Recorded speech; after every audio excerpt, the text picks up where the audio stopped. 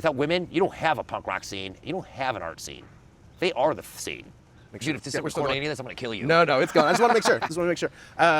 Like Larry Flynt, but I'm not doing that anymore. Larry Flynt. Because zines are critical with punk rock. Yeah. It's an information superhighway of like being creative. Doesn't matter what you're doing. You can make it, and nobody can tell you no. Art, grocery stores, the best music. They normally have the best drugs. Deborah Harry was standing in front of a graffiti bomb that was on a rooftop. Like, you're always bagging on Oklahoma City. No, I'm not bagging on Oklahoma City. I'm tired of watching people in Oklahoma City get fucked over all the time. And that makes me mad, because I gotta be here too.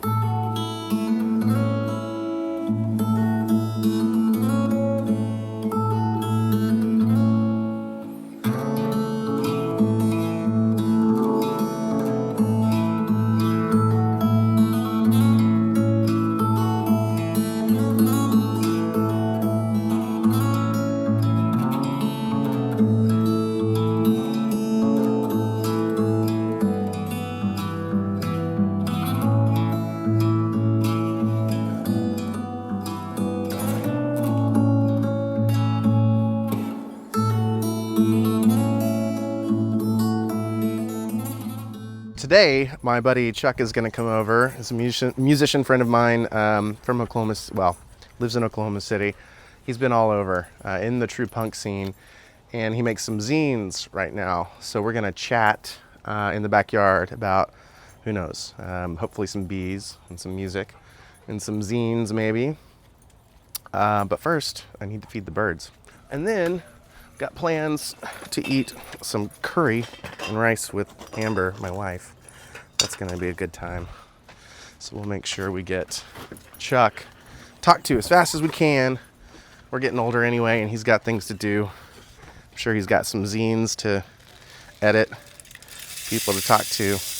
We will get the bees fed, the birds fed, and we'll probably get the bees fed here too in the next few days. So that'll happen as well. Now the birds are fed, bees will be fed soon, and we'll just wait on Chuck and then have a conversation. All right, so let's go over here and do this. Okay. Man, it's insane. I know like women get scared of bees like right off the bat. Because they're like, oh no, and they're like, that's how they get stung, flipping around. Yep. When you get fidgety and you start questioning your movements and then start swatting at the air and stuff, that's when things go awry. Because they're like, you're a predator. Yeah. You're trying to smash our world down. And you're like, see, you're calm, you're right in their highway. If they were aggressive and stuff, they would be going at you, but they might like bump you. You might feel them like, because they have an actual... They don't want to sting you because then they die, ain't it? They have like a road and they're like, oh shit, like I accidentally bumped into that, thing on the road or whatever. A can on the road is what because they memorize it, flanning and eights. Yeah, exactly. So they'll do they'll crawl up the face and then they'll do little eights and then they'll do We're filming this, right? Yeah. Okay. And then they'll do a little swirl like a tornado, reverse tornado up into the sky to look down and memorize all the stuff around where they're at. And that tells them what it looks like. And then they use power lines and roads and trees just like we do on maps. Landmarks. Yeah. And so they can fly a couple miles away and then come back. How many bees are in one of these boxes? Right now there's probably 40 to 60,000. It'll get up to 80,000 for each box. So just you having these two beehives here in our neighborhood, what is the ecological effect of that with pollinating the neighborhood? It's in the mile around me, everything that wasn't getting pollinated last year is now getting pollinated. Like you see the effects of this. In my garden, everything's getting pollinated. Whereas yeah, of course, it's ground zero. Yeah, right, but funnily enough, if you watch them, they don't just go to my garden. You see them go up real high and take off because they want to go out far and get new ground, find new ground, and because they have routes, but they want to find new fertile ground where nobody's like pulling those resources yet. So they will go far away as opposed to coming where they've already kind of sucked stuff up. So if one wasp flew here, what would happen? If one what did? A wasp. Oh, they would ball around it and flap their wings until they heat it to death. They'd cook it. That's how they kill it. Yeah. They don't sting it to death. They just like neutralize it as they jump it. They wait until it gets aggressive, and then they all surround it, and they beat their wings so fast it cooks it to death. Yeah. Like gatekeeping. Yeah. You don't belong here. Yeah. You're an insect. Yeah, that is what But happens. you're not us. Right. You're not our tribe. That is what happens. It's strange how they can live side by side, and there's not much drift. There's a little drift of the foragers who come in to the door, but they know what their thing looks like. They know what their apartment looks like, and once they get in, they can smell each other, and they can tell if they belong to this queen or not. Like have her pheromones on them. They'll trade them, like with their antenna and stuff, and kind of touch each other. It's kind of like giving you the stamp from a bar. Yeah, like you're in a club. Yeah, and then if you don't have it, there's a way in though. If you have a bunch of resources, if you've eaten a bunch of honey and you're ready to give it up, or if you bring some pollen, They'll let you in. Yeah, they'll let you in. So there's ways That's to. not a bee. That's just some weird bug. There's ways to sneak, there's ways to sneak into the club or into the scene. Yeah, I get it. The people do that too. Yeah. And I want to talk about that. Yeah, about the analogy between. Yeah, I'm Chuck Canty. I used to be in the band They Play Wolf. Now I play for the Rumble, and I'm the writer and the editor for punk and art zine entitled Anarchive, which I have a lot to say about that too. Yeah, let's get into that too. Before we do, like we probably know each other for like 15 years or so? Let's see. I transferred back. I lived in Oklahoma City once before, and then my way to escape was I got transferred to Great Lakes, and after my drill instructor tour, they transferred me back to Tinker. So in 2009. Okay. That's when you moved back? That's when I moved back, and I think that's about when I ran into you. Because back then your hair was black. Yeah. Yeah, it's like completely white and silver now. Yeah, that just shows you how long that is. So 16 years? Yeah, that sounds right. Yeah, and I think it's probably just from like all the bars where musicians would hang out and stuff like that. Yeah, I think I met you at the Red Rooster, to be honest. Yeah, that sounds right. Because a lot of creative people used to go drink at Steve's bar. That's right. Yeah. It was kind of the mothership of the Paseo to some extent, besides like hanging out on the patio at Sauced. I was just thinking about Steve the other day, how much I miss that guy. He was one of the cooler bartenders, well, he was an owner. How cool he was. I mean, he was just a nice guy, loved to introduce people, and he'd tell each person, like, this is the greatest guy, you have to know this person. And that was how he got everybody to meet everybody. Yeah, it was kind of a weird bar, for sure. Yeah. But I wish it was still around like that. I mean, I know that it kind of reformulated in name only. Right. But I get it. Like, I think that once he passed away, he left it to a bartender. I don't think she quite had the chops to run a business. Right. A Scotty guy bought it, and then that's when liquor laws started changing in Oklahoma. And it's hard to compete as a beer bar only when people are selling hard liquor and 5-point beer. Yeah. I mean, that was a nail in the coffin. Actually, me and Bill, when they played Wolf, we played the last show there inside the Red Rooster. It was Jason Apple's band the night before. I can't remember what that was called. And then we were next, and the only thing they had was like hams, because they were just trying to get rid of all the product. Yeah. And then the next day they were closed. Ugh, that's heartbreaking. That's not the first time me and Bill and They Play Wolf played for bars that had closed. Granddad's is another one. We were the going out of business fucking show. At Granddad's? At Granddad's. That's hilarious. Yeah, what about Hilo? Did you check out Hilo in its last week or two? You know, I kind of stayed away from that. I can't remember what was going on at the time. I'd have to think, because there was a time period where, like, in my pipe fitting welding career, that I was like traveling to like Thackerville for that Windstar Casino or some other place out in the middle of nowhere. So I'd hear about it bits and pieces. Are we going to open? We're closing. No, we're not closing. Yeah, we're closed. Yeah. Now there's just that one facade there, and I don't know why they didn't even just knock that down. Right. I mean, I understand, like, from a construction worker's perspective, to try to save that building would have been insane. Yeah. Yeah, I drove by the other day, and it looked like they were trying to rebuild kind of that multi-level, you know how it was shaped very, very oddly. It looked like they were trying to rebuild that, but I haven't been to that side, the facade side, where everybody did the Instagram photos and everything. I mean, I understand why people like around here like didn't want it to go away, because it was a weirdo magnet for a lot of different reasons. However, people figured out how to move on. Right. I think for the owners, like, truth be told, I mean, they have the Lost Highway. Yeah, the Low-High, yeah. And then because of that, they took control of the Blue Note. So that's doing well. Mm-hmm. And the same people go to those two places in the 3020 Club, which is still contained in this neighborhood. Right. Yeah, and it really is just like mile by mile by mile. It kind of covers the full spectrum of the Northwest Side. The only region it doesn't really own is the Cock of the Walk. Yeah, I do think that like this side of town is where the majority of the artists and musicians live. I mean, that's not a secret, and I have a pretty good couple guesses why that is. Because it's rooted with the gay neighborhood. Sure. And anytime that happens, that's where you normally have the better restaurants, art, Grocery stores. the best music. They normally have the best drugs. So it's just, I think that's why there's a certain air around here from probably like the plaza up to this way to the Paseo and a little bit that way going west, where like that's where all the wagons are circled. Yeah. Well, you mentioned, I don't want to mention where you live, but you're not too far away from me, and internet people can figure that crap out. But you were military, so you had to have found your way to this neighborhood.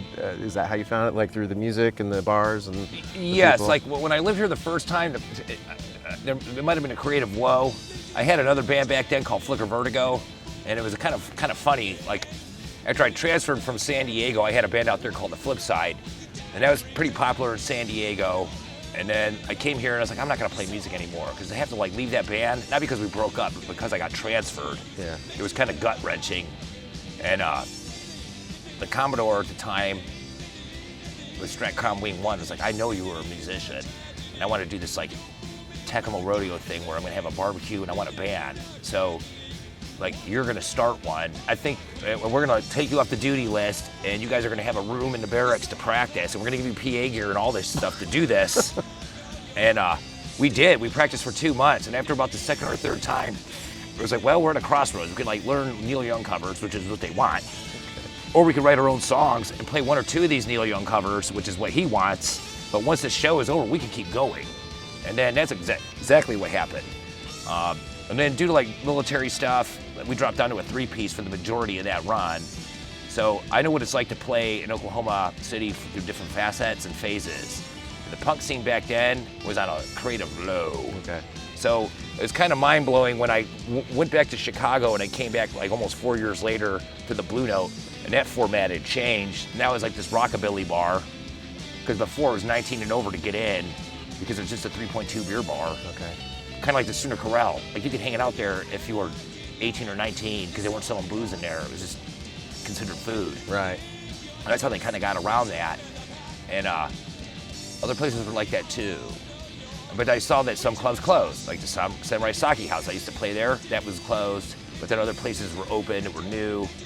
The Green Door like totally went out of business and went extinct. But the original location turned into the conservatory. Dustin Wallace had a record store next door, was sized. Yeah. So it was kind of weird. And like at that time too, I was also married. So because of that, I really didn't go out as much when I had that band, except for to play the shows and then come home. Yeah. Because it was a different world.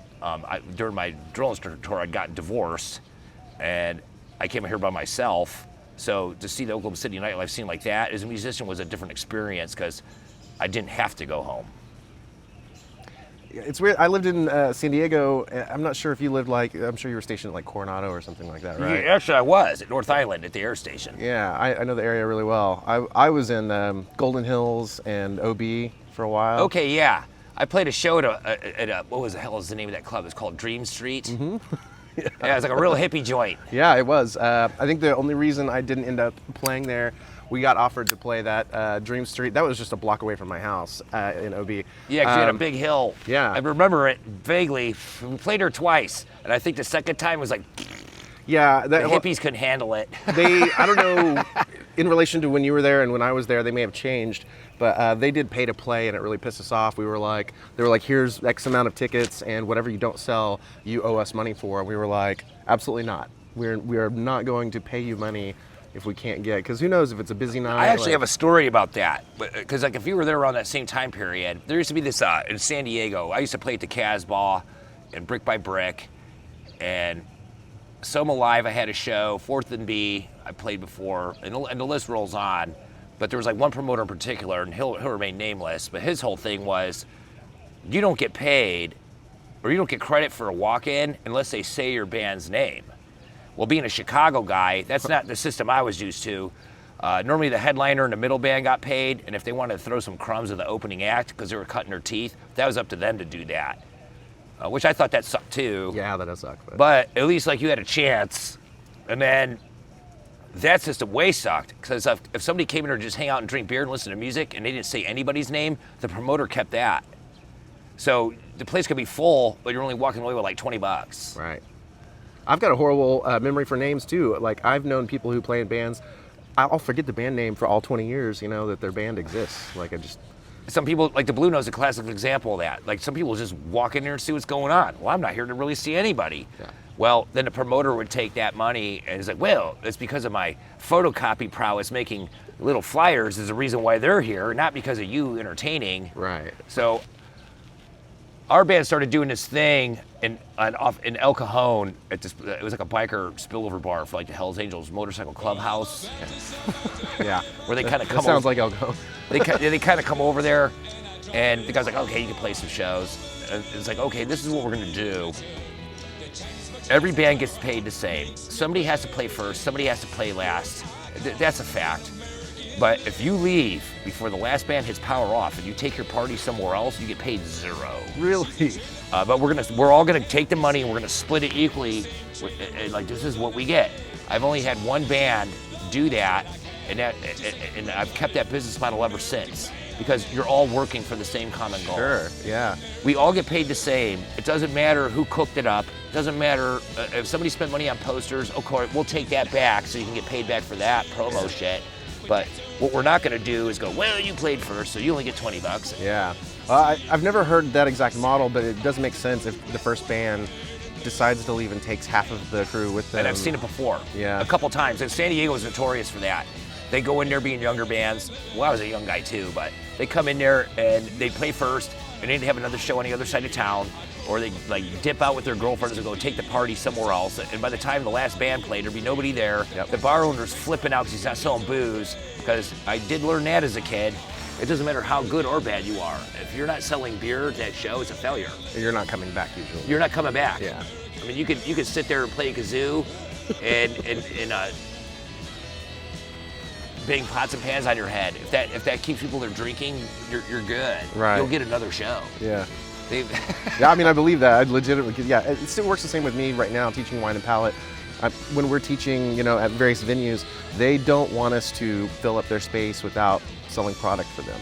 We're not paying them for that space. Because their mission is to sell concessions. Your mission is to make money selling art lessons. And combine the effort. Yeah. Because I always wondered how that worked. Because I normally, you figure, okay, we're doing this, and we're, drinking wine, but the bar's selling that. Yeah, we usually don't hold a liquor license for the shows. Our owner has a liquor license, so she can do catering if she has to. That's usually for events that are out somewhere else. We like to go to established businesses that have their own. Like a place like Core 4. So they can take care of it. You're sitting at Buck's joint, drinking crap beer, and they're doing that. Yeah. And then you have to fool with that. Exactly. Because they're paying for the experience of the painting stuff. Yeah, and we want a server to make money too. We don't want to serve. We don't want to have another job. No, it's like the same thing as being a musician.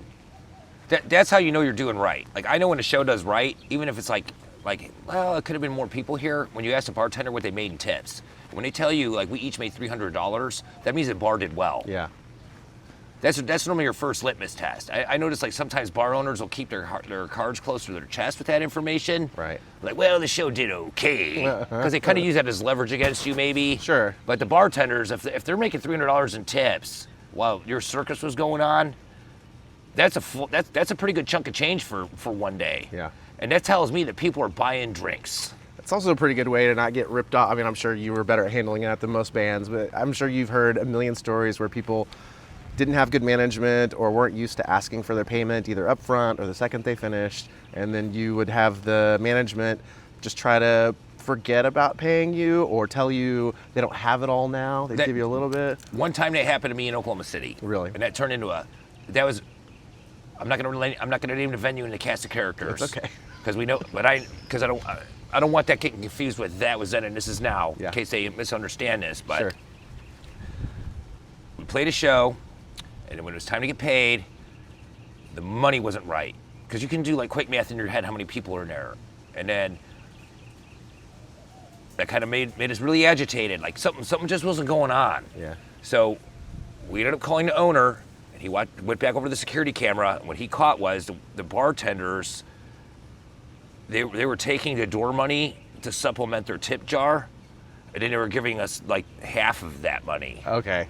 And then there was a big falling out for that. Like a lot of people got fired from that place, except for one or two. But then that, like, because of that incident, that made me mark like the beast, maybe with the bartending industry. But wait, I'm there so you make tips with what you do with your labor, but I got to pick my gear up once to get it out of my house.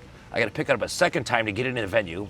Then I got to play. Then you got to do all this and do all that and still maintain professionalism with the show. Then I got to pick it up a third time to get it out of there. Then I got to pick it up, which is the worst time, the fourth and last time, to get it back into my house. Yeah, 4 a.m. Exactly. And then, like, so if you're like taking out of that door money, and we're not talking like big piles of money here, but it helps fund like the independent music and art projects, because without that, it's just unsustainable. Right. And if you want your neighborhood to be cool, people have to pay.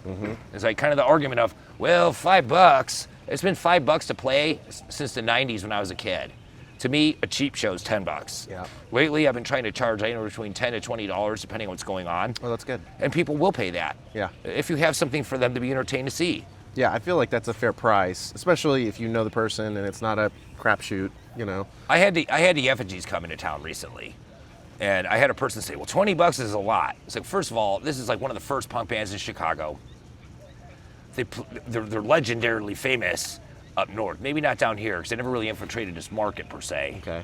But they're going to Rebellion Festival to play in England for a reason. Okay. You could pay $20 to see this, because if you go to OnQ right now, you're going to buy a bottle of Pepsi, maybe a candy bar, and a Slim Jim, and that's like almost $20. Yes. Yeah. If you go to a movie theater, that movie's going to last about 90 minutes, and that is about $20 before you even get in line for popcorn. But now you're going to see like 2 or 3 bands play. They're going to occupy your time for 3 hours while you're hanging out with your friends, having a good time, letting loose, like escaping reality.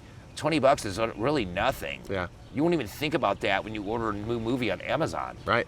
Digitally. If you're a good enough person, a few of your drinks are going to be kind of socialized by people buying you drinks and stuff. Oh, I haven't seen you in forever. Can I buy you a beer? Like, if you're a decent person, that happens more often than not at shows like that. It happens more often than you want it to. Like I've caught myself like pouring them in the toilet because like I can't do this. Yeah. Like there's just no way. I'm not gonna make it to round 4 and get my gear back in my house. Right. Yeah, and you have to get your gear back in the house. You have to. I mean, I'd love to know, have you ever had your gear taken out of a car or anything like that? Yes.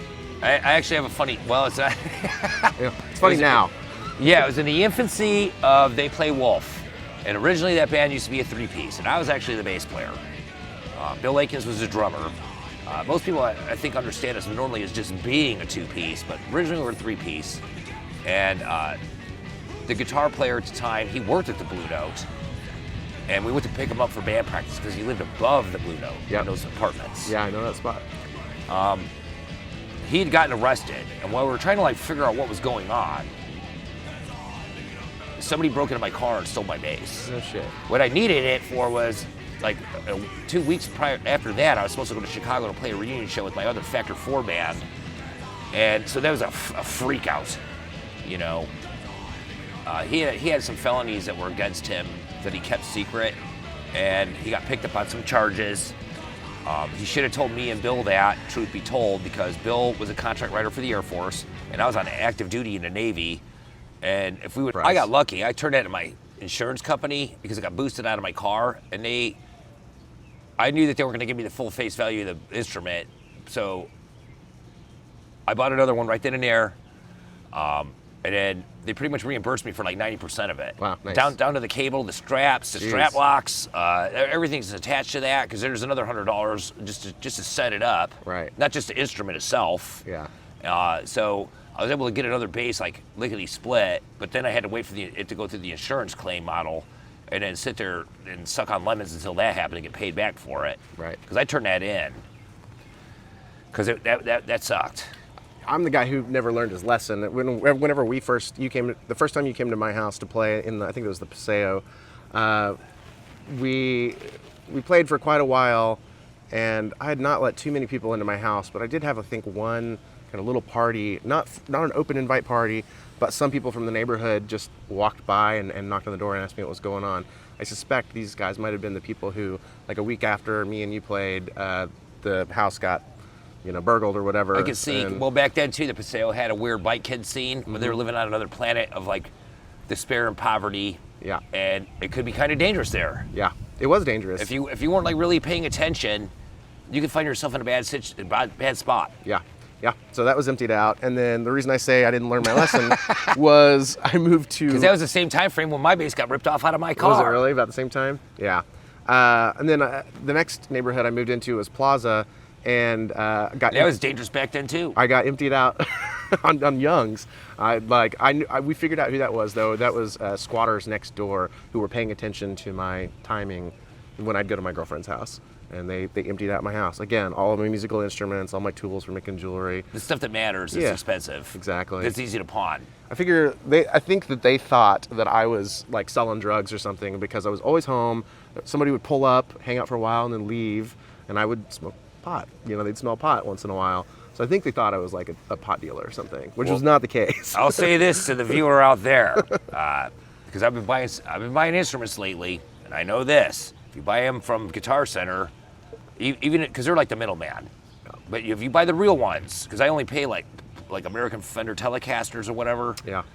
It's in a computer with that serialized number attached to you forever. So don't think that just because you don't have the serial number off the top of your head that you can't track that down and put the bolo alert out to the pawn shop industry. Yeah. Smart. Always write them down, even if you haven't done that and it's too late. But it's still in the computer system because you bought it, and it goes all the way back to like Corona, California to Fender when you buy those. That's awesome. Because it's not like a cheap like Indonesian Fender.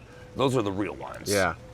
Yeah. So let that be a lesson. Go take photos of your equipment if you don't have it from Guitar Center or something like that. Take photos of them. If it was a hand-me-down from 40 years ago, make sure you have the serial numbers written down. Yeah. If you bought it recently, it's in a computer system now, so they can kind of pull that through. Yeah. Oh yeah, I had to have awesome. an instrument repaired because like one of the pickups in it died with like some kind of soldering joint being cold, and it was like kind of screwing up, and they're like, "Boom." They had the whole history of that instrument on there, the computer. Yeah. So you were talking about soldering. Sounds like you're pretty handy, and I know you do your pipe work. That sounds wrong. Your welding work. A buddy of mine, Griffin Wade, just had a show, and he picked up his banjo to start the show, and the strap broke. And it took him about 2 minutes to find a screw situation to kind of screw together the strap. Couldn't really tell what was going on, but it was like that. Have you ever had an on-the-fly, like had to finagle some equipment or find somebody to bring some to you or anything weird like that? Normally I play with backup guitars. Okay. And like, because something's gonna go wrong. You're gonna break a string, the strap falls apart, the strap locks get loose, or whatever happened to him. Yeah. Like that. I was actually in the studio recording when that pickup croaked. And I was like, oh no, but I had a backup. So you're prepared. So I was able to keep going forward with the project. It wasn't what I wanted to do necessarily for like tone things going on, because there were two different like Fenders. And then it was like, okay, well there's that, but we're not stopping the studio process because that happened. And I took that thing the next day to go get it repaired. Yeah. So that it's just you just gotta expect that when it matters, it's going to break. Matter of fact, when I was playing with the effigies, the Blue Note, the one guitar player that just plays, Andy Gerber, which is actually, he's a recording genius in Chicago. I know he's worked with the Tossers and some other big bands, for sure. Was like, dude, where's your guitar at? Because we played first, obviously, to open. I was like, well, it's in my car. He's like, go get it. So the singer that replaced John Kesey after he passed away, his guitar must have screwed up or whatever. So I ran up to my car and I got it back. My son Jack was there and he's like, Dad, this is your time to shine. They want you on stage to play with them. I was like, no, son, they're having technical difficulties. They want to borrow my guitar. Oh yeah. So I got it out of the case. I've never seen this before. Like I gave it to him, and he like put it in his little guitar stand, and he was like singing, And when there was breaks within that one particular song, he'd go back and start messing around with it to tune it up with the chromatic tuner. So by the time that song came after that, when he needed to use it, it was ready to go tuned. Wow. It was like some pro from Dover fucking moves. Wow. Because most people just stop. Yeah. And then tune it up after that song was done and like with dead air. No, that dude was doing it on the fly in between like all the shit moving. Yeah, that is pro. And that was pretty cool. I watched Jason Tillis like almost lose his mind. Like his eyeballs blew out of his head.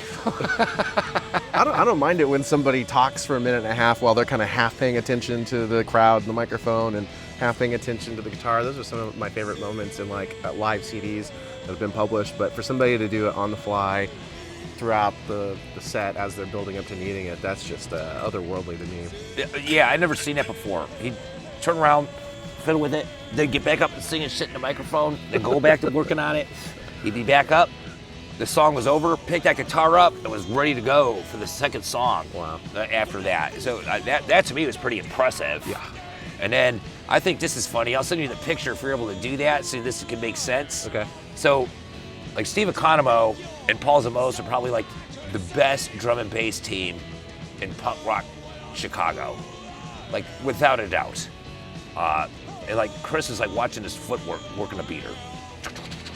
Like, you couldn't even like see it. It was moving so fast. Yeah. And he's like, man, I want one of those. So I texted Steve and I was like, dude, he wants to know what you're using. And it was like a Speed Cobra 9000 or something.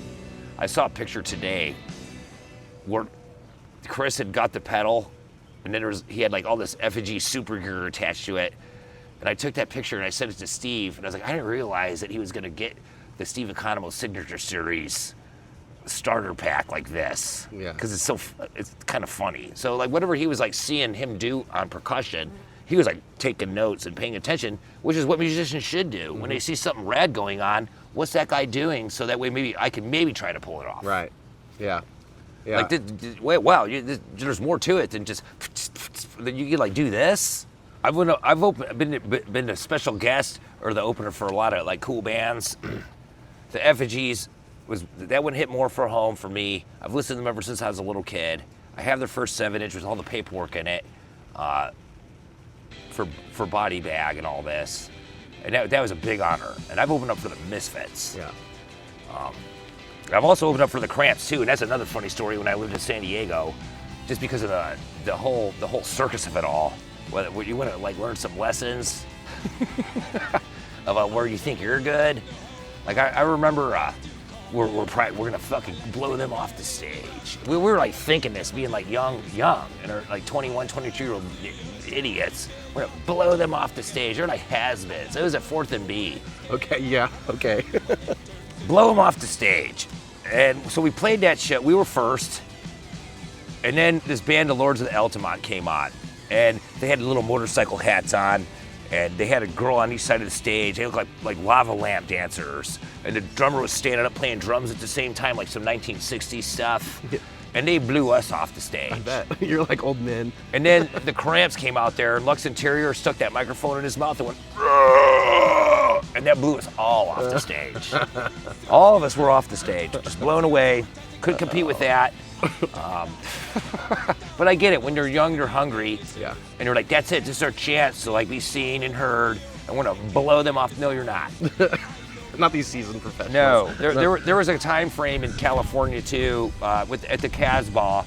That place, I actually like playing there. They were really cool about it. Like back then, you may have your little Jambox tape. The dude actually listened to it. If you had the chops, you'd play like some weeknights, and then eventually, as you got better, you'd start getting closer to the weekend. And there was this thing going on with TSOL, and where they couldn't really. There was something going on with their band name at the time, where like TSOL had like split off, and it became like this weird like hard rock band. But no original members were left in it, so it was only a name only. Didn't even sound like TSOL. But TSOL wanted to get back together again for whatever reasons, but they couldn't call themselves that. But they could call themselves like the original members of TSOL. Okay. Because they were like they had a lawsuit I think going on at the time where they're like, who's going to really retain the rights to the band name? And rightfully so, the original members won that name back. Yeah. Interesting. We got to open for that, and it was like in June, So Jack Grisham had all these beer tickets. And they were like, it was like a strip as long as my arm. Because we weren't getting, our payment was we got to be there. Yeah. As the special guest. And he's like, here, you can have these. And I was like, well, really? And I was like, why? He's like, well, I don't drink, so to me, they're worthless. Well, to me, those were fucking priceless. Priceless. At what age? 20-something? I was like 21, Yeah. 22 years old. Oh, yeah, these are priceless, dude. Like, so like Jack Grisham basically, like, because he doesn't drink anymore, he paid our band in a fucking arm's length of beer tickets. And I thought that was pretty cool. Yeah. Because he wasn't going to use them. So why throw them away? I get it. I get where his mindset was. Right. The sad part is like I think within a year, like the original drummer passed away from like drug use. Right. So the only way that you were ever going to play with like the original members of TSOL was during that first year when they were trying to get it all back together again. Right. So the Casbah, what a great venue. Dude, it was one of the coolest ones. Despite the planes flying so close, you feel like you could throw a rock and hit the bottom, or Well, get it up into the wheel well. Well, yeah, there's that. But then they figured out how to, like, California got smart. It's like, okay, you can't smoke in bars, but they figured out contraptions to make it look like you were still inside the bar. Yep. But technically you're outside. Yep. I'm surprised nobody's, like, copied that model, especially, like, in Chicago or where it's cold as fuck. Let's get into the dark and dirty, grimy business of the art world, because that's a part two. Yeah, let's do it. Because I have a lot of things to say about that, too. I normally don't really try to talk about that very often, because I get it, but I have a lot of theories and some experiences with that game. Sure. So maybe you should start off asking me a question, and then that could get me like going. Well, okay. I mean, I'll be a little open and dark first. Because so that is maybe the open it art up a world little is bit. dark. I mean, this was not me being like dark in like an evil way. This was like the darkness within, all consuming me. We had those shows at the Casbah. I had to leave the band. I had to leave California because it was either I leave and get home and sober up, or I was literally going to die. That was the choice. I had to San make it. Diego's a drinking town. There's a lot of weird drugs there, especially heroin. They got a problem with that. One of my bandmates from that band actually fell back into that, and it's been disheartening to say the least. It's actually funny because like his daughter, I still talk to.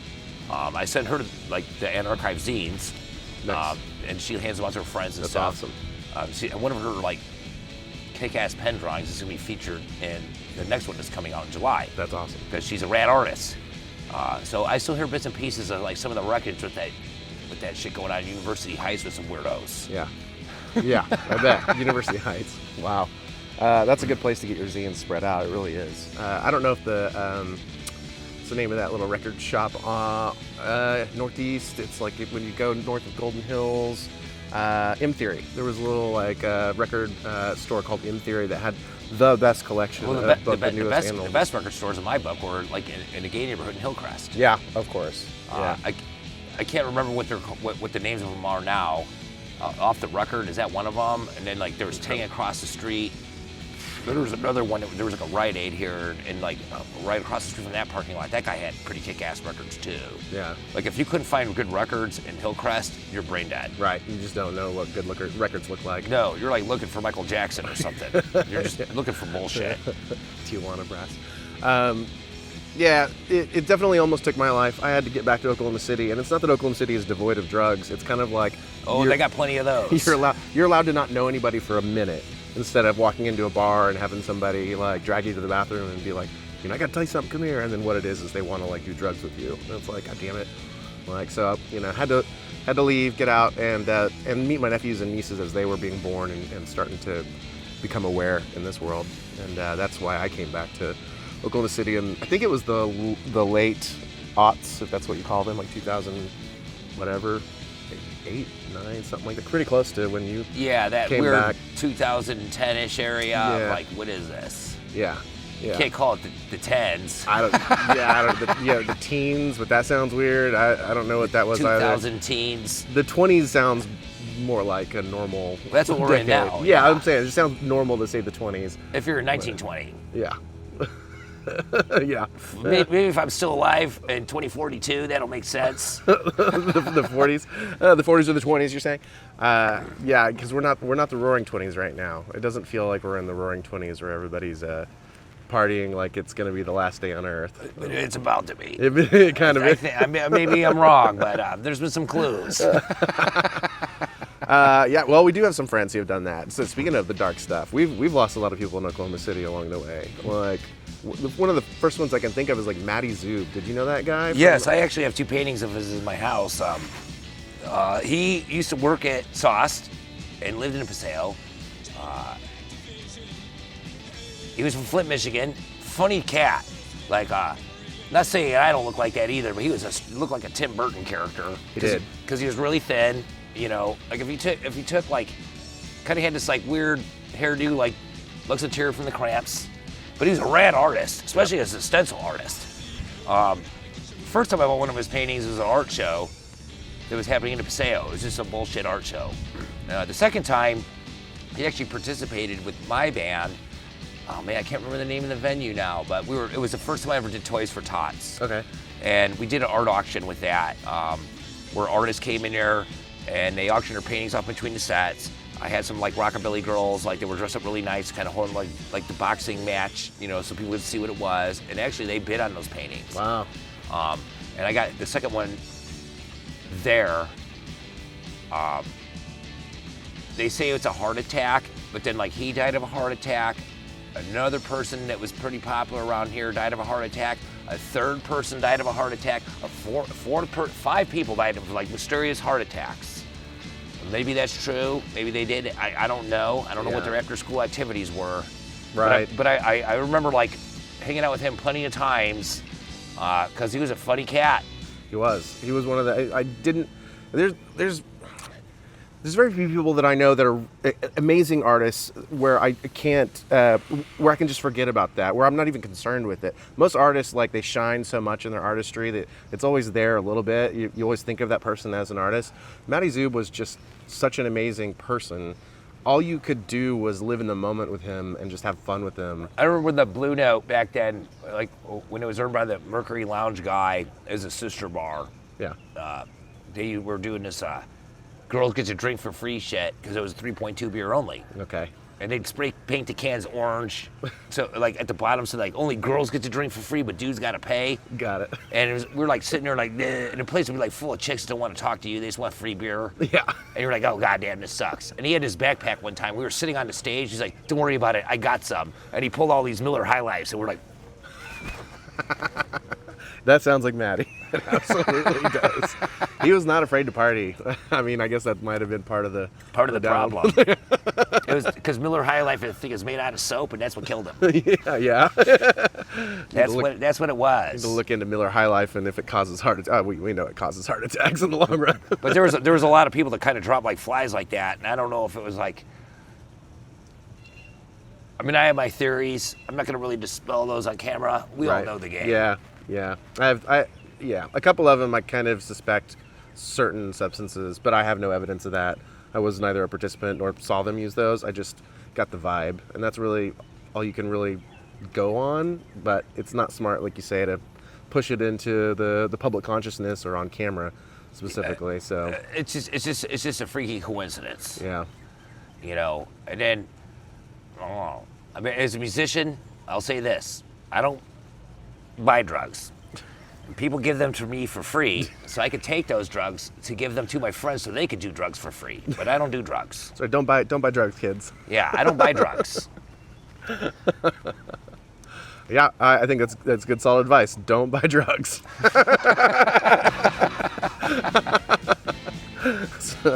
Especially if you're in the punk scene. If you're having to buy drugs and you're in the punk scene, you're not really in the punk scene. Yeah. And I've seen that around. I went to a party one time, and it was like somewhere around this neighborhood, and it was like one of the, and here we go again with a friend that'll remain nameless, but it's always stuck in my craw. Yeah. She was sitting on a couch, like smoking meth. I'd never seen that before in my life. Yeah. Like blowing clouds. And it actually didn't smell like you would think it would. You know, I was like, huh.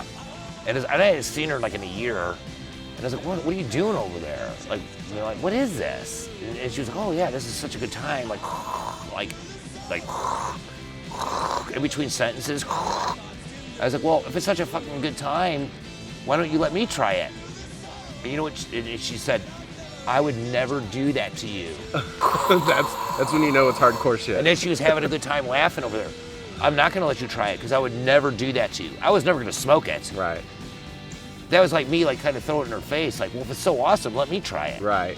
No, I'm not gonna let you try it. Trying to break the logic of somebody who's really high on meth. Yeah, at the end of the day, she ended up like going through some hard times for sure because of that, and she ended up moving out of the state of Oklahoma back with family, got her shit together, and rightfully so, because you're not gonna survive long with that racket. Right. Yep. That's true. Yeah. Anytime you let yourself go with a substance or a couple substances, and you get to the point where you're between words and sentences and always looking for it, and it's your crutch to rely on, that's when you know you're in the deep shit of it. Like you got to reflect or decide this is how you're going to go out, because nobody's gonna pull you out of it. You have to make that decision. We've learned that with our friends too. You can't convince your friend, no, put it down. They're not gonna listen to you. Yeah. Obviously, she wasn't listening to me because it was such a terrible thing to do while she was having such a good time doing it. Yeah. How bizarre. And I've talked to her since then and brought that story up. She's like, yeah, I know I did that. Yeah. Like, they remember. Right. So it's like, but it was sad to see. And I was like conflicted and confused. Like, hey, I want to talk to you, but wait, you're out to lunch. I can't talk to you. Right. There's something wrong with you. Yeah. I think there's something to be said for like working your way up in a system. Like it forces you to practice and sit down on your couch and be better. I'm going to now that you bring that point up, that's a good segue about what I'm about to say. And I've experienced this like off and on with my life. There's some people that are like seriously really good at being creators. And then like 1% of the population on the planet can play music. And that's a lot of people. And that's why I think people like to admire music. And then art is in the same boat, where like your mind's just turned on to another machine. You're not like with horse blinders on, following along blindly, listening to mindless stuff, just consume it, it means nothing, who cares? You're not that dude or that woman. The problem I think though with the art game in Oklahoma City is it's really, and people get mad at me for when I say it how it is, but it's weak. So one of the, and I've gotten accused of this in the past by some other people that maybe not understand. Like, you're always bagging on Oklahoma City. No, I'm not bagging on Oklahoma City. I'm tired of watching people in Oklahoma City get fucked over all the time. And that makes me mad, because I gotta be here too. And I live here. And I commiserate with the artists and musicians as well. And I wanna see everyone do well, if they have the chops to be there, so they don't get raked over the coals. Yeah. Some people try to take the fast track on that, especially in the art game, where they're like artist hacks. And you know the difference between like a real artist and somebody that's just like doodling and pretending. Or a real writer versus like somebody that thinks they know how to write. Or a guy that is like sitting there that knows how to really have command of his instrument versus the guy in Guitar Center playing like Megadeth for his girlfriend. Like we all know the difference.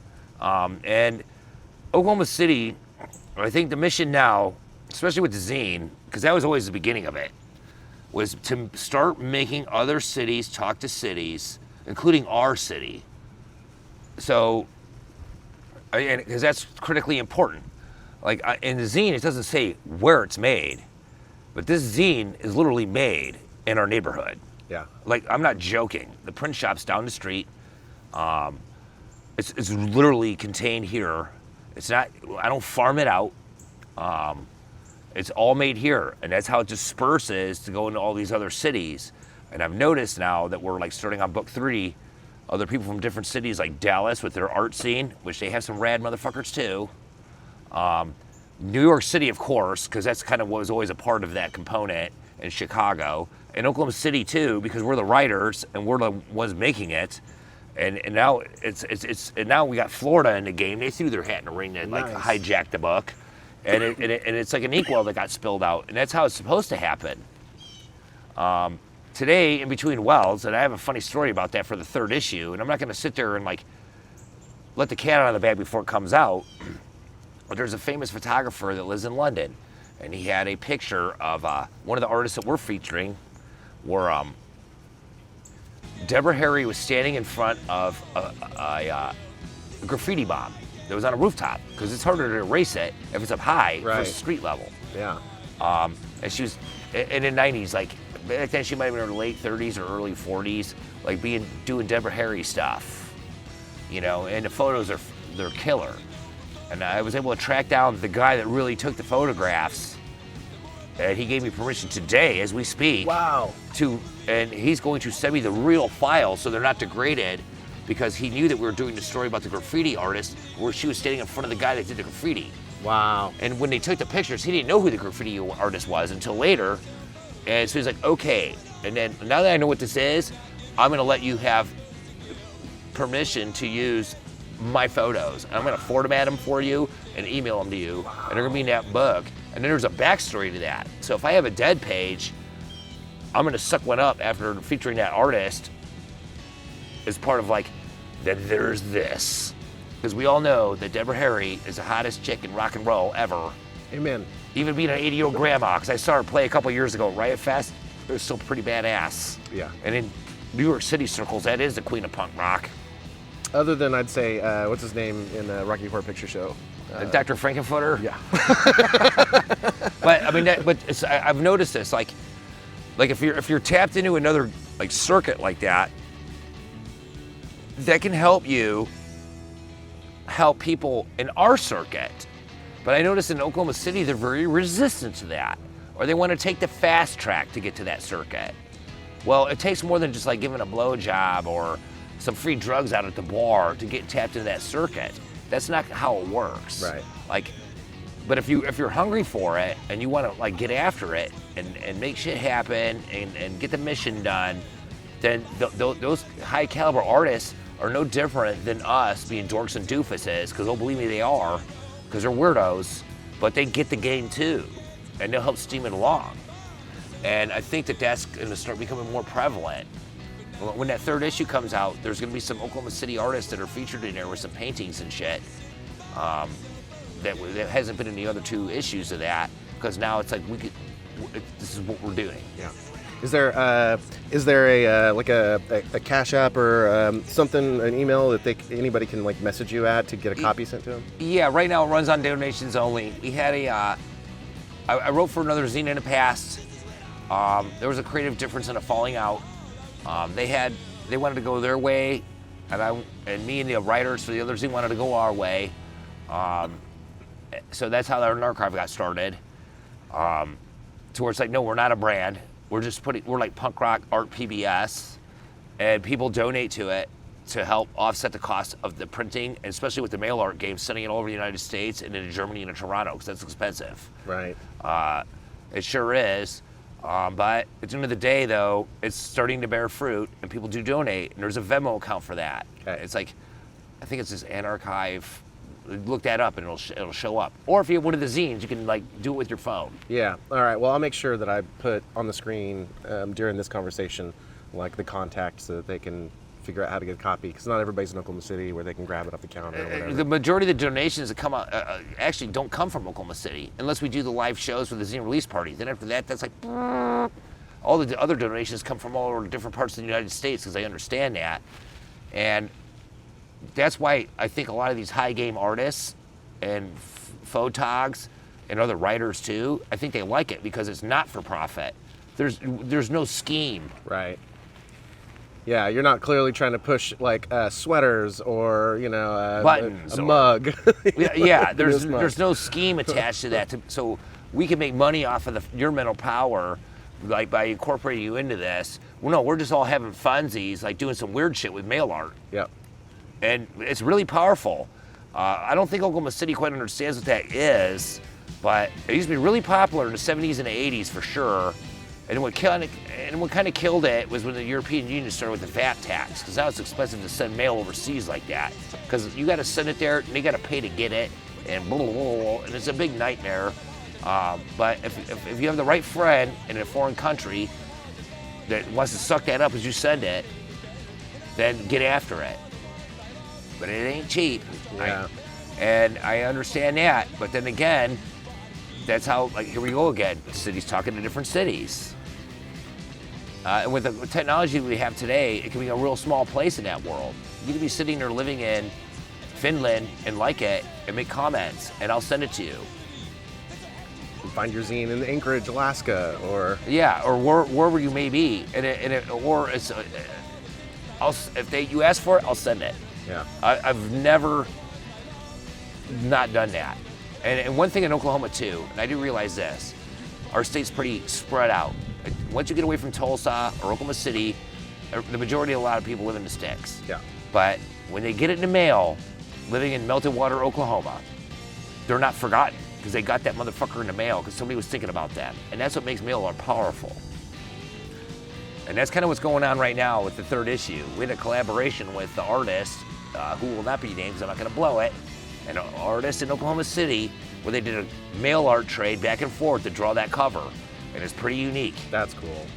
Yeah, I can't wait to see that. It's actually pretty rad. And there's some other plans for that thing because it's so insane and unique that it's just not going to be, that's just not going to stop there, you know? And but it's all about having fun That's awesome. and being excited about stuff. You know, I think a lot of artists think, like, oh yeah, I just want to juxtapose smoking pot on the porch somewhere at a bar. There's more to it than that, you know. I really do. Maybe stop doing that for a second and like use your brain and get after it and make some moves. Don't wait for somebody to make moves for you. You need to make moves for yourself. Because if you don't, you're gonna make no fucking moves. And that's where Oklahoma City seems lazy. When I was in Tulsa, it's smaller, but what they have to them matters more. Yeah. And they're way more tight knit, and I understand. But one thing I do understand is I'm tired of being a flyover for Dallas, fly over Oklahoma City and go to Tulsa. People playing Kirby's in Wichita, Kansas, even though that's a small dive hole, because that's funner than being in Oklahoma City. Yeah, Explain that. right. Well, our city's cool too. We do have great venues. I regret that we don't yet have something like your zine, something other to confirmation for those people who read those things, or maybe like give an auxiliary outlet, because you know not everybody is into zines, not everybody's heard of zines. I'd love to have something else, like, you know, we had that gardening show on PBS or whatever it is, OETA. It'd be nice if we had like a little show that like highlighted these punk bars and stuff. But whoever that guy is that pulls those strings at PBS, because it's public broadcasting station, they're supposed to be the people's station. So why can't they have a show like that? Right. I mean, that's above and beyond my like wheelhouse to like understand how that works. Yeah. But yeah, you're right. Wouldn't that be cool? Yeah. I'd love it. Well, here's something that's interesting is going on with this Anarchive / the Rumble thing. And like, I think that's where people get confused. You have the Rumble, which the real name, the real name of that band is the Lords of the Rumble. Okay.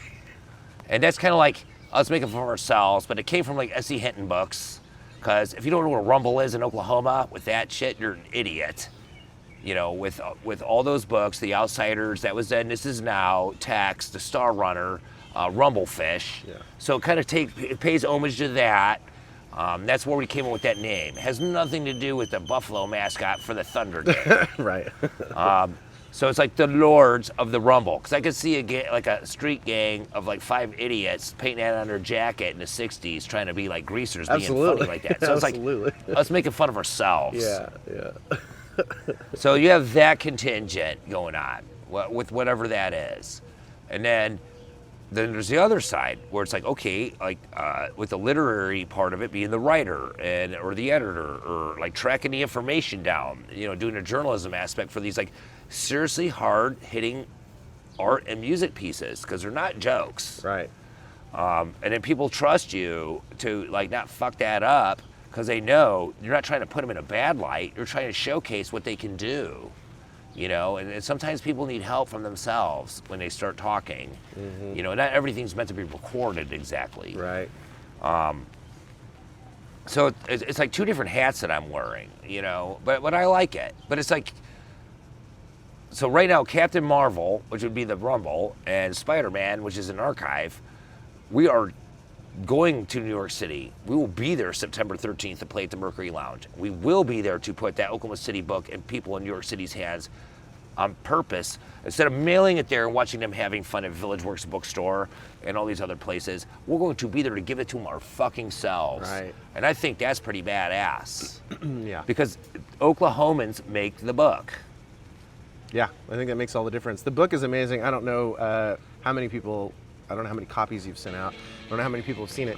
But I was, when I saw it, like, I know you, so I knew it was going to be a real zine. But when I got it home and I thumbed through it, I was like, this is the best fucking zine I've seen ever, because you have higher quality printing. You have like all of this time between us now and when zines used to get made. So things have improved, you know, just like editorially. And you're not in your garage trying to like hammer this out, cutting newspaper articles out to make it whacked out. Yeah, exactly. It's like, here's the deal with that. Anybody can do it. But like I was talking to my friend Aaron Pogdom.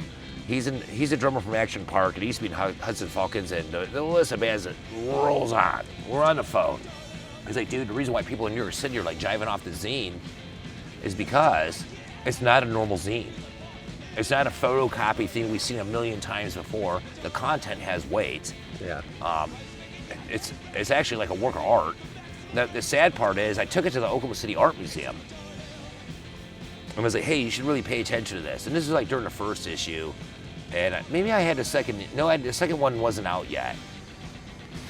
And they basically told me to pack sand. And I was like, okay, that's fine, because mine got archived as mail art at Art Pool in Budapest at the Fine Arts Museum in Hungary. And it went to the Punk Rock Museum in Las Vegas. And it got archived at the Post-Punk Industrial Museum. And it went to all these other places. But if you want to ignore it, maybe you should fuck off. Right. Aren't you the same museum that took all the fakes from the priest? Yeah. Well, if they had some oil execs that wanted to buy paintings from you, they might have understood or appreciated, you know. But they're gonna regret that one day. Yeah. And then one day when I'm dead, they're gonna like try to run up some of these paintings where these people participated in it, and they'll maybe find the one book they have on the wall. This is where it started. Yeah. But the weird part was when I was talking to somebody at that museum, they were like, well, we don't want to talk to you, but we want to talk to your friends. And I told them to fuck off. I was like, oh, hell no. I'm not giving you a list of my friends' Yeah, numbers. I'm not doing that. Yeah. Like, first of all, half these people are like street and graffiti artists, or that's where their background came from, and they hate like the art gallery design of exactly what you're doing right now. Yeah. Like being a gatekeeper like that. So, yeah, let me get started with my Rolodex and like give you the information to contact the people you want to talk to. References that are in the zine that I just wrote about. Mm-hmm. That blew my fucking mind. Yeah. Yeah. They obviously didn't understand what a zine is or what the culture's like. I had another situation like that too, and I'm not gonna name the school or any of that because that would like make it too obvious, but I was at an art mixer, if you call it that. Okay. People were like doing like doodle marker shit or whatever, and I handed some zines out, and this guy came up to me. He's like, I'm a college professor for graphic arts in Oklahoma City. I really like the zine. This is like the most perfect zine I've ever seen. I was like, really? He's like, can I have two? I was like, sure. He's like, I want to take this one to my class to show them this is how it's done. And Perfect. I was like, that's cool. I was like, wouldn't it even be more cool if you invited me and Candace and Gary Schilling to that class who made it? And he looked at me like I was insane. Really? Now, fast forward to last Saturday, I got a phone call from a professor at a school around Shreveport, Louisiana, who teaches a class with counterculture, with punk rock, rockabilly music specifically. Yeah. I was like, wow, really? That's a class in college? Like, I should have a master's degree in that, by proxy. And he's like, I want you to come into spring with your band and the zine, because we're going to set up an event for you guys to play, so that way, like, the students and shit can see how it all operates in punk rock land. Because zines are critical with punk rock. Yeah. It's an information superhighway of, like, being creative. Doesn't matter what you're doing, you can make it, and nobody can tell you no. You can just get after it if you want to. And punk rockers know how to sniff each other out, but there is a bullshit sniff detector on that one too. Yeah. But I am going to do that, because that college professor wants me to come there. Nice. The one down the street from my house, no. Right. But I always understood that where you live, they don't really appreciate it. and they treat you like a retard, but everywhere else they might like you because. How could you be something special if you live in my town with me? It's kind of the mentality. Well, maybe that's it. I'm the genius, and then like if I had you here, that'd make my students want to just hang out with you for free, and I would have a job. I don't know what the end game match on that one was, but I don't know. That right then would have been like manna from heaven. Yeah.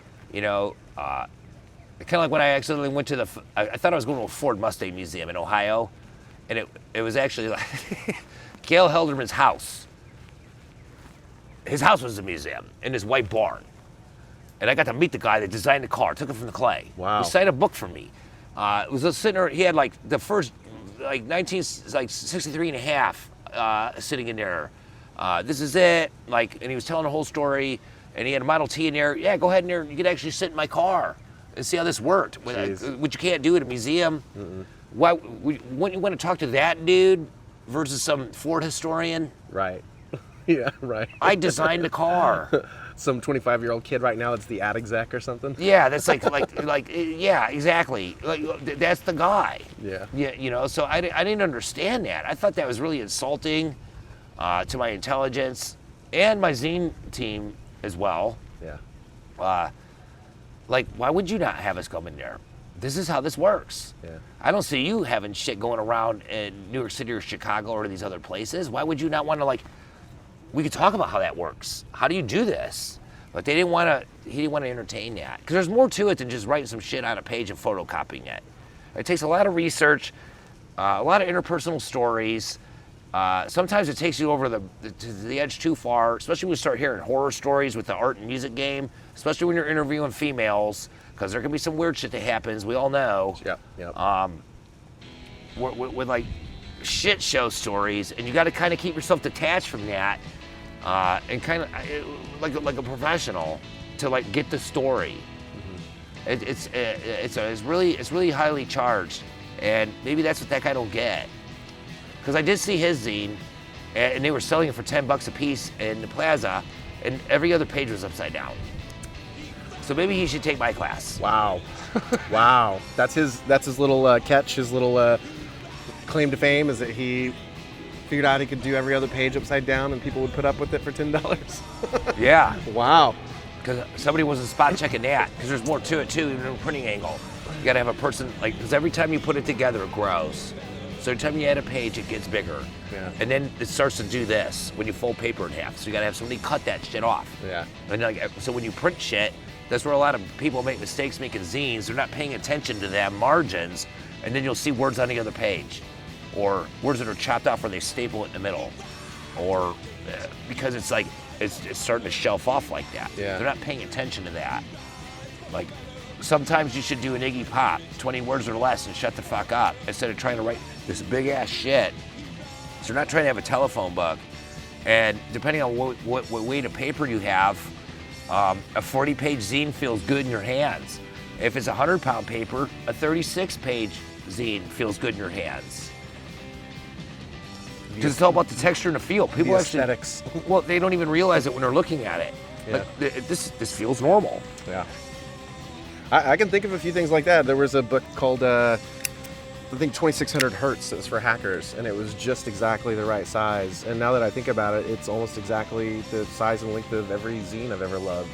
So they probably applied the same, methodology. They're like, this is like, we want it to look like the zines that I love, except it's hacker news, hacker photos, hacker stories.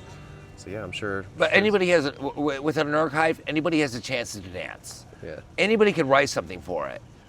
But if I can't fix it as the editor, then it's probably not going to go. Right. But even with that, I'll try my best. If I think that there's merit with the content and where this is pushing, anybody can do it.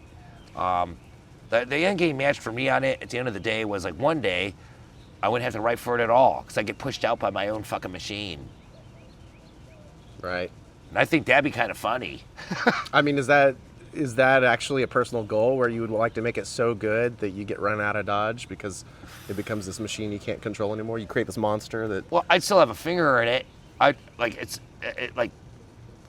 Larry Flint.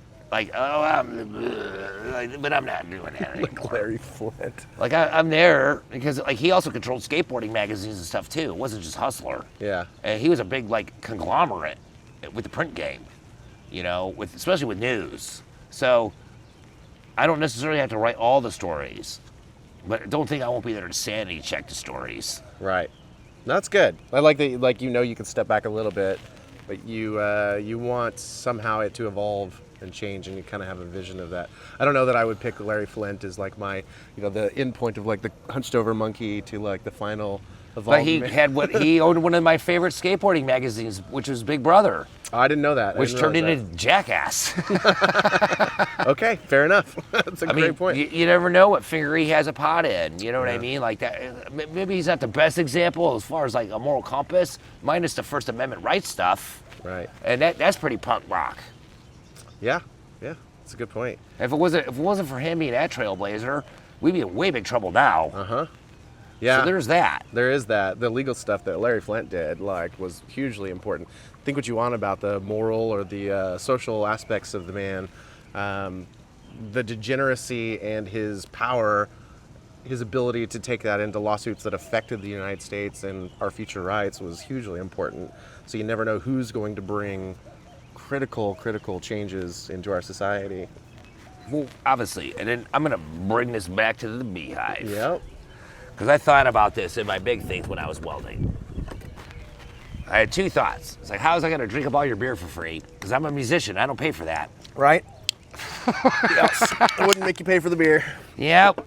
But with the Beehive colony, and like, how does that translate into like the macronomics of like what's going on with the art game? It doesn't matter if you're in St. Augustine, Florida, which has a fantastic art scene. Like once you get away from Pirate Town and all that tourist kitschy bullshit, strong art scene. It's just not always necessarily in San Francisco and Chicago, New York City, and Los Angeles. There's other Omaha, strong art game. What's the dynamics there? Are you asking me to describe what are the dynamics with the Beehive and how it relates to? No, I was gonna say it, but it didn't like the dog distracted me because like you. The dog like understood it. We're gonna leave that in there for a second though. We'll put her inside in a second. So, what's the nerve center of that bee colony back there? If there was one component that got removed, guaranteed, what would happen to that hive? Yeah, it's the queen. They can smell within 60 seconds when they're queenless. And then what happens? They start making a new one, and if there aren't eggs for them to make a new one, they might get a laying worker, which is a rare phenomenon. And if they can't get that to happen, they abscond. They leave, they die out, or they leave. The scene dies. Yeah. It's over. Yeah. They gotta fly somewhere else. Or it just dwindles out. They all die. But like each bee has its own role within that colony. Yeah. You have ones that attend to the queen, correct? Yeah. You have ones that fly out to bring shit back, to make shit happen. That's right. The people, the ones that defend it. Yep. For sure. Yep. Because they don't want their home to get destroyed by predators. Yep. That is no different than the art and music scene. And I don't care what city you live in. You have the nucleus. So people need to understand that if they don't become proactive within their scene, and those are the ones that are like flying around, they need to come back to the hive, something bad might happen. And people have to protect it. I didn't used to really believe in gatekeeping until like a friend of mine told me sometimes you gotta do a little bit of gatekeeping. And I didn't quite understand that until like I had some incidents happen to me. I was like, now I get it, you know? And that's why I'm highly protective of some other things. So you gotta have that. So that's how that works. Without the musicians doing their role to create a party, you don't have the artists to have a reason to be at that party, to have an art show, to be able to sell paintings. Because when they try to do it alone or in a gallery as a small fry, they don't normally sell too good. No. But when it's all smashing together with the nucleus, the hive is fucking creating a buzz. It's got energy.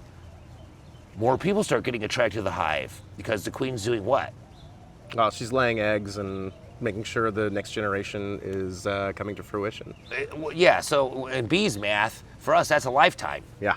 For them, that's a little bit more quick, being like insects. Yeah. But they're still on that same algorithm. You're going to go out there and you're going to make shit happen. You're going to go out there and you're going to bring this back because the hive needs it. You're going to protect the hive to make sure it doesn't get destroyed. But we need all the bees to come back. We ain't got a hive. Because the queen is what we consider our scene. And once the queen dies and the scene dies, you have zero. Yeah. And I always say this, and I don't think that it's been said often enough, and I've been saying it lately, it shows. When it comes to the art game, and I've learned this recently myself as a reminder, without women, you don't have a punk rock scene, you don't have an art scene. They are the scene. The dudes are the doofuses that just show up there to do whatever that is. Yeah, 100%. But the women do all the legwork, like the beehive, to make the hive function. So that is no different with that than how a scene operates. Everybody has their role and their place to make shit happen. So when you get that phone call at 8 o'clock at night when you're watching like why the Vietnam combat boot was the best shoe ever made, and it's like, dude, I need you to do this. You command a roll off the couch and you just do your little part and it feathers things along. And then if that happens because you're not being lazy, then they're like, now we owe you a favor, and it opens up all these doors and it starts doing that because they know they can trust you to be solid. That's an excellent point. Just like the Queen is trusting everybody to be solid for that beehive with the scene. Yeah. Because that's their scene. Yeah, I love that analogy. I think I'll never forget that's the way you see, or you've explained seeing the art scene, because you're absolutely right. The art and the music scene do work together as different aspects of a hive. I don't know if there would be one queen at any one moment. Maybe there is. What would be an enemy to that thing? A wasp? Yeah, there's wasps and ants can overwhelm. There's beehive heidels. There's wax moths. There's multiple. Yeah, we have those in the art and music game too. Yeah. A lot of wasps. But I just want mine. What's now at all costs, and I'll kill that hive, just because I think I'm gonna get some glory out of it. Yeah. Or like my 2 minutes at the bar of fame telling a stupid story, or there's also hive robbing by other colonies that will be nearby. And they were too lazy to build the resources right, and they decide they're just going to rob out another hive and steal their resources. And that's exactly the same thing with the art and music scene, because without the musicians, the artists don't have the party, and without the artists, you don't have the visuals for the music. We kind of lost that with the digital age, with like cover art, and like you pull the shit out and you read it, and you got the guy making that crap, and like, oh man, they like really cooked this up, and make this a fantastic work of art before I even threw the record on the table. We lost that with the ones and zeros of digital age music, so we can still bring it back though, where it's like with the real cerebralness of going to live shows. Maybe invite some of your artist friends to like put a couple paintings up. If they sell them, great. They can keep all the money for it because the bands are getting a door. Right. If they don't, they got to be here for free and got exposure, and they got to drink beer anyway. Yep. Versus like having their shit in their fucking closet doing nothing. Because I know most artists don't want it in their house. They want to get it out of their house. Mm-hmm. They want somebody to enjoy it in their house. Yeah. They want it to be seen. So it's no different than a beehive. But if you have a wasp, or the killer ants that try to take over the hive because their heart's disingenuous and don't have it in the right place, it can maybe kill that colony. And hopefully the people that are protecting that beehive are smart enough to understand that they need to get after it, to maybe bounce that shit out of there to protect it, or your scene will die just like that hive.